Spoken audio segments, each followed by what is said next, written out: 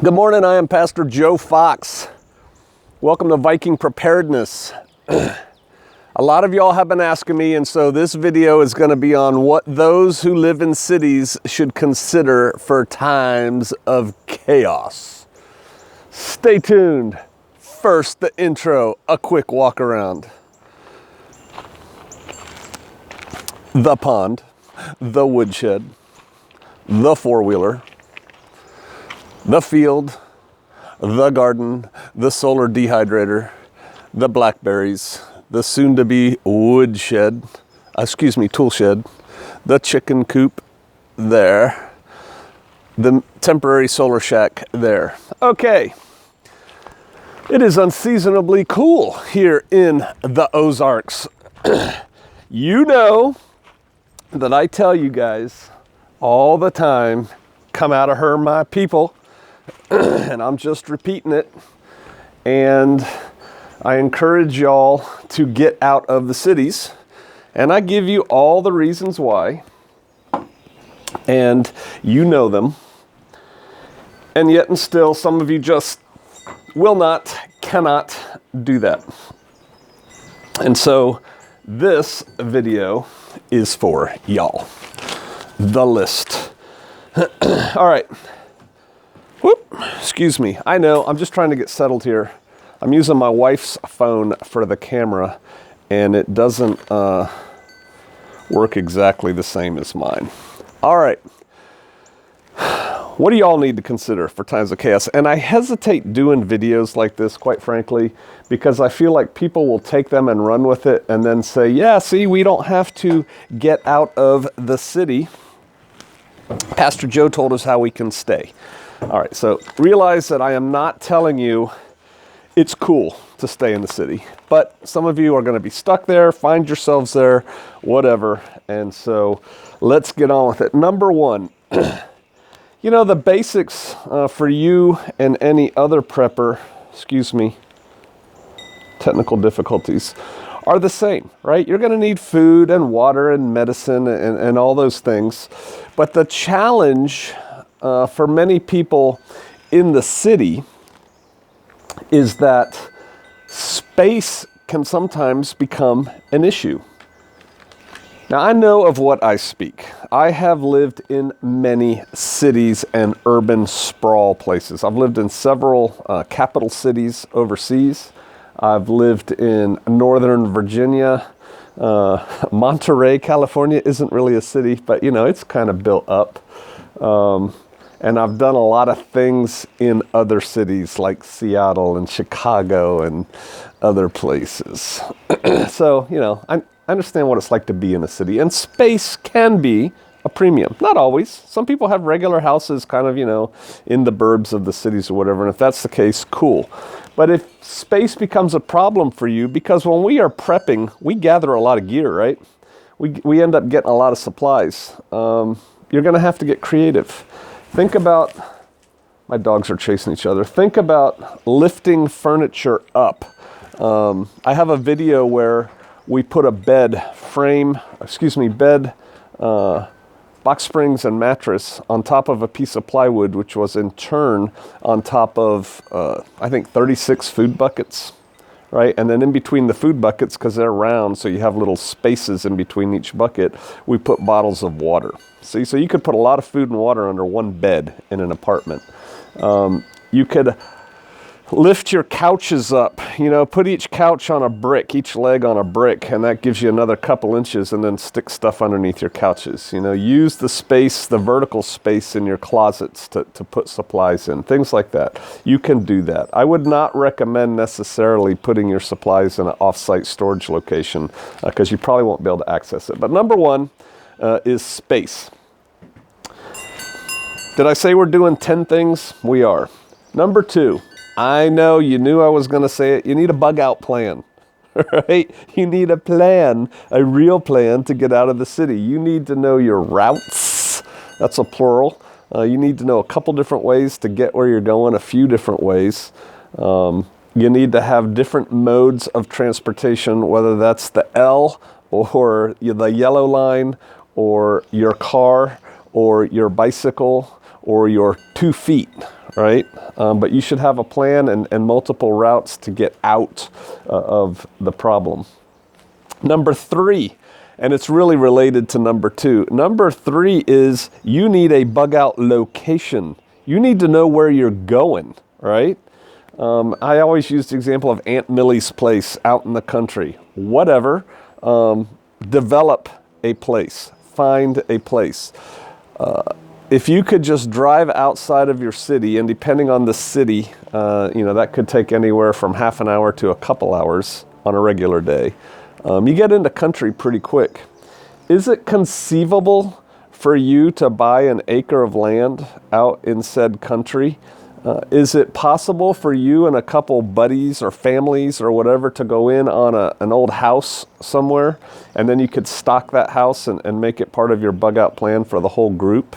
But really start, or Aunt Millie, but again, like I always say, if the plan is to go to Aunt Millie's, make sure Aunt Millie's cool with the plan. And then if you can put stuff at her house, that's cool, right? That way, in case you end up showing up with just your 2 feet, because you ran there, you'll have some stuff. So please give some serious thought to a bug out location. And as I've said many, many times, if you plan on being a mountain man in the wilderness and just living in yon woods, I don't think that plan's going to work for you. Number 4, you need to become what I call country comfortable. Country comfortable. It is amazing to me. You know how people in the city develop street sense, street smarts? Excuse me. My goodness. And, you can tell when things are right and when things aren't right. You can read your environment, right? Where a country bumpkin wouldn't be able to. Same thing in the country. But here's the thing. I've had many what I call citified people come out here to Shofar Mountain. And we're out in the boonies, right?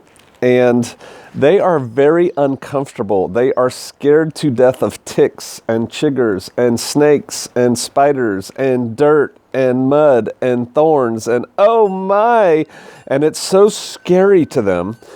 And yet and still you'll see, 7-year-old girls running around barefoot in the woods out here playing and stuff. And, they're fine, right? I exaggerate a little bit, but you need to get comfortable in a different environment. And you can't do that when you're surrounded by asphalt and concrete. And so you're going to have to start going outdoors. Oh, yeah, that's the other thing. You have to get comfortable with heat and cold and wet. Because in a city environment, we are really in a climate-controlled environment most of the time. Sure, you've got to get off the metro and come up out of the tunnels, and then you have to walk 3 blocks to your destination. Ooh, it was cold, or it was hot, or it was wet. You're not living in it all day, and so you're not used to it. And so in your ample free time, you need to start getting out to the country. Go out and play. Go camping. And when I say camping, I'm not talking about taking your RV with your Yeti cooler and, all your sunshade and everything. I'm talking about grabbing a tent and a backpack and going, right? Go camping. Get comfortable with yourself in a woodsy environment. Country comfortable. So get out there. You got to work on that. And it'll be fun, right? You can take baby steps when you start. Number 5, it applies to everybody, but it really applies to you. Maybe even more, fitness. You need to be fit, because getting out of that city, living in that city when times are hard is going to require an amazing amount of fitness. And unlike being out in the country where you may be able to ease into the crisis, it's not like if an EMP went off right now that raving hordes of people would start coming down my street, right? The fight wouldn't be on right then. I'd have time to ease into it. People in the city, you could be fighting for your life minutes after an event. And so get fit. Hey, the cool thing about the city is all the things you have access to. CrossFit. I'm a big proponent of CrossFit. No matter what your age or size or physical condition, go get with a CrossFit gym, sign up, go at least 3 times a week. If you're just starting out, try to work yourself up to 5 times a week, but that'll take time. Let them talk to you about diet and moving your body. And the thing about CrossFit is it only really takes less than an hour a day. I'm talking in and out. Right? The exercising is only probably, 20 to 40 minutes, right? So get fit. And if you don't like my CrossFit advice, fine, do something, but you should be strong, fast, agile, have endurance, those kinds of things, right? Get fit. All right, now here's what, y'all want to hear from me. You need a bug-in plan, not a bug-out plan. You need a bug-in plan. Yes, I told you to have a bug-out plan. Something could happen where that just doesn't work. We're not going anywhere, honey. Get back. We're going back in the house, the apartment, the townhouse, whatever. And so you need to have a bug-in plan. I think a bug-in plan is horrible. I think it puts you on the total defensive in a city. But if you're going to have a bug-in plan, obviously, food and water and medicine and all that stuff at your place. But you need to come up with a couple ideas. Are you going to be invisible or are you going to be powerful? Do you want the bad guys, in whatever shape or form they take, to pass you over because they don't see you? Or do you want them to go around you because you have armed your entire concrete, apartment complex and put up gates and no one's going to mess with your new castle, right? Those are 2 options, be invisible or be powerful to make people leave you around. Another option, and I can feel young people liking the second part of this next option, because it sounds cool and it would make a good movie. Do you want to be a strong point? Again, a defensible kind of piece of terrain. Or do you want to be mobile, right? Do you want to be like what was that movie? The Terminator, where we meet John Connor as a young boy running around in the city, like a little street urchin, kind of like a Antifa kind of person, right? Running around, little hipster dude, killing cyborgs or whatever. It is possible to live a mobile existence, but it is incredibly hard. And I wouldn't recommend it for the vast majority of y'all. But think about a bug-in plan and then think about what's that going to look like. How are you going to defend your place should the need come? Or are you going to abandon it and go somewhere else? But those are different strategies. Now, I know I said in the beginning, so that was number 6. Number 7, I said in the beginning, you have the same needs as everybody else, food, water, medicine, you got to store that stuff up. But the thing about water is you really can't store enough of it. And so where are you going to get more water? Out here in the country, we catch rainwater. I have ponds, we have creeks, I have wells. It's all good for us. We're not really worried about water. Multiple means to get water here. In the city, that runoff coming off the roof or running down the stream, which is the gutter on the side of the street or whatever, not so clean, right? Scary to think about. Worth some investigation on your part. Will a big Berkey remove oil and gasoline from the water? Yeah, I think not.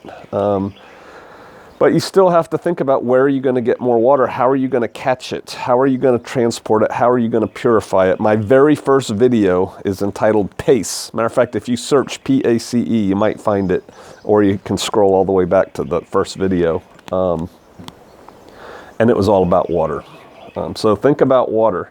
Another thing, that was 7. Number 8, another aspect of living in the city, similar to the country, but different, is fire. You need to have a plan for fire because, man, those people who dress up in black with scarves over their head, whether it's Black Lives Matter or Antifa or just disgruntled populace, they like to start fires, man. And when you're in an apartment complex on the 9th floor and the 5th and 4th floor are fully engulfed in flames, you in trouble. Right? And so you need to have a plan for fire, and your plan needs to include fighting fire to the extent that you can. I will tell you, as a firefighter for 10 years, you are not putting out a building fire. Not happening. Or escaping the fire.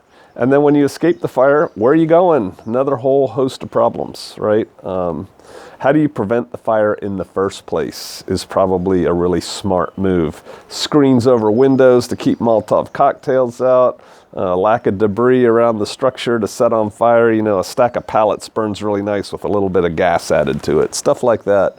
But give some serious thought to fire, fighting it and escaping it and preventing it and all those things, because I think in the cities are gonna burn. Oh yeah. I'm not happy about that. All right, number 9, intel. Boy, you need intel. Right now, you kind of know where the good side of town is and the bad side of town, and you know where you can go and where you can't go.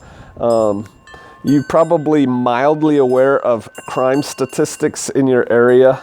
You better start gathering more intel. You better start finding out who controls what territory. Start looking out to where are they going to expand, because they're going to, right? They're going to see a vacuum in the power structure, and they're going to try and expand their power base. And there will be turf wars, and you may or may not be caught up in that. Intel includes the bad guys, it includes the good guys. I always tell people, get to know your neighbors. It's harder to do in the city. People are closed down, I know that. But you're going to have to know the friendlies and the neutrals and the enemies, right? Start making those charts. Start planning your routes. Get a good map of your area and start mapping things out, marking things down on it, figuring out how you're going to get here and there and where the resources are, where are the hospitals, where are the police stations, yada, yada, yada. You need to get some good intel on your city. And then number 10, the final one, doesn't mean it's the least important. I have a list of 10 things. Come on. Even though you live in the city and you're not out here in the country, you need to develop skills.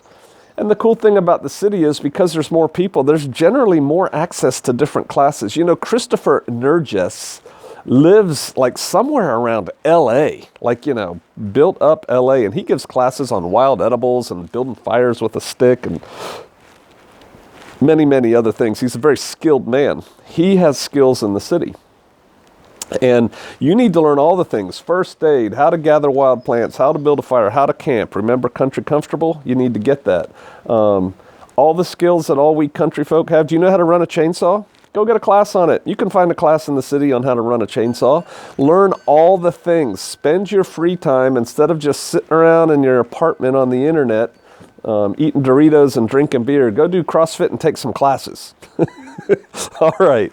Hey, I hope those are helpful. You know, I do have the saying that I say a lot. I say it a lot on my Patreon channel. Do the best you can with what you got where you're at. Yep. But always strive to be better. Always strive for more. Never settle for status quo. Don't get comfortable where you are. All right. I hope that was helpful. If you like it, hit like, share it with your buddies. And hey, if you're watching this on any channel other than Viking Preparedness, somebody's ripping me off, turn them in. Smoke them. All right. I'll see you out there.